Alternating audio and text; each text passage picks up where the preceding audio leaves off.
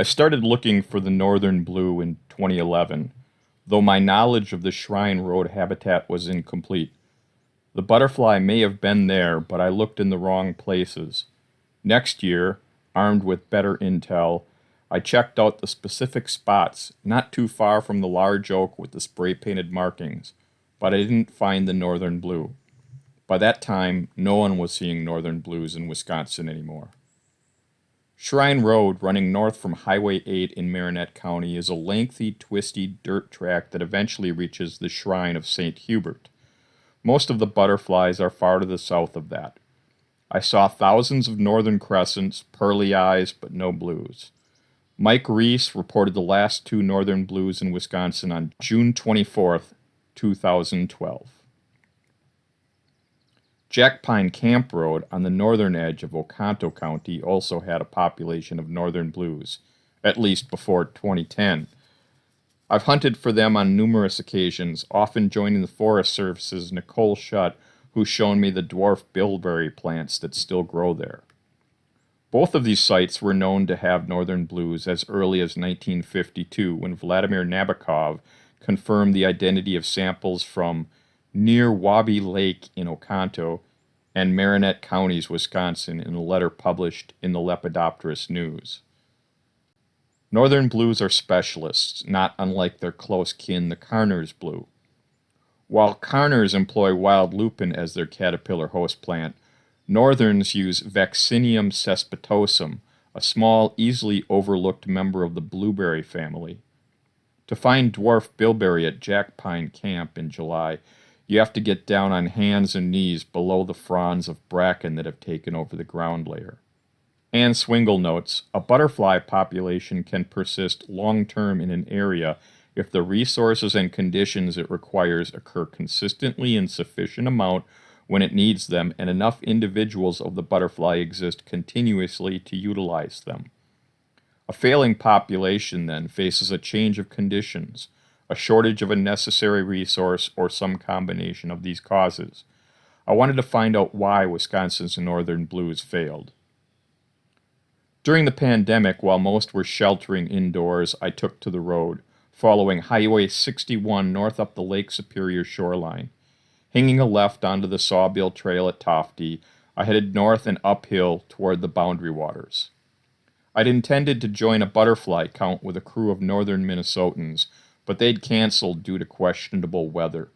I wasn't daunted, but, as is often the case, I arrived at the habitat long before the butterflies would be active. My timing coincided with the sun's.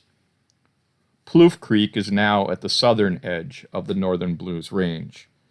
As one heads north from Lake Superior, one also climbs in altitude, entering habitat that has more of an Arctic feel to it.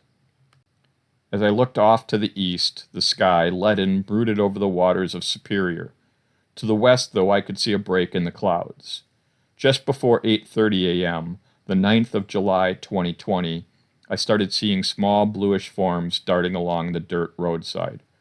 Dozens of northern blues took advantage of the slightly warmer morning to feed and interact, flitting between red clover, thistle, short asters, and multiple heaths, the family of dwarf bilberry. The slight declivity of Plouffe Creek shaped the habitat that nestled between mature conifers in this northern realm. Dwarf bilberry crawls along the ground as it spreads.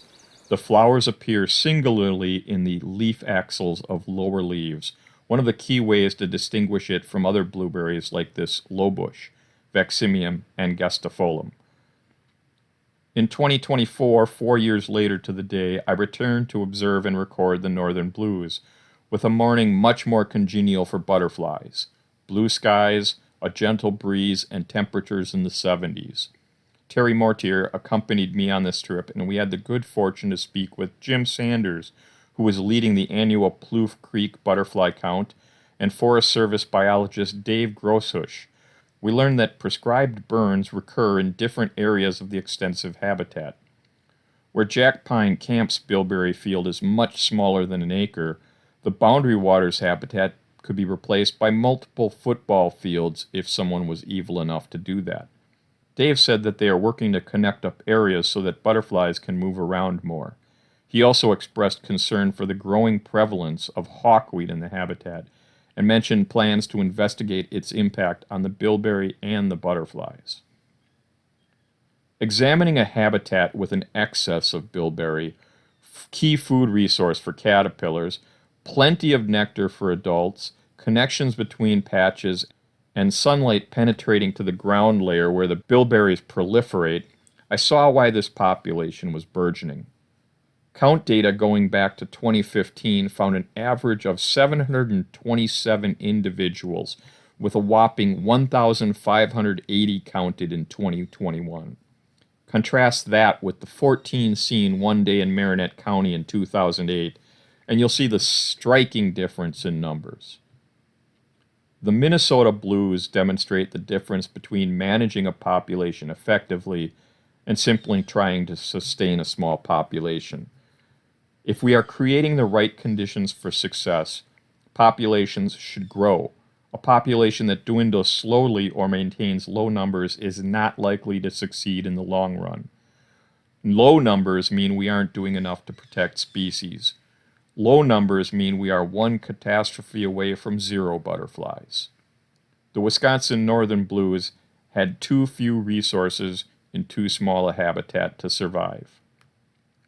If we want to reintroduce the northern blue, we'll need large acreage devoted to dwarf bilberry, and we also need to assess our chances for success.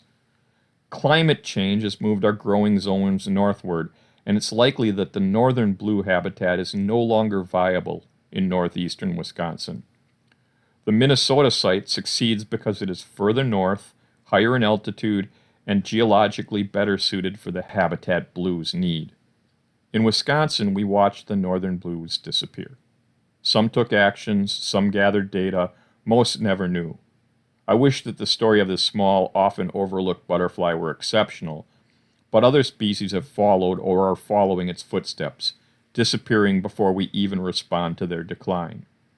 Recovery efforts designed to succeed should be bold and involve larger acreage with connections between parcels that butterflies can travel. Thinking small dooms our endangered butterflies.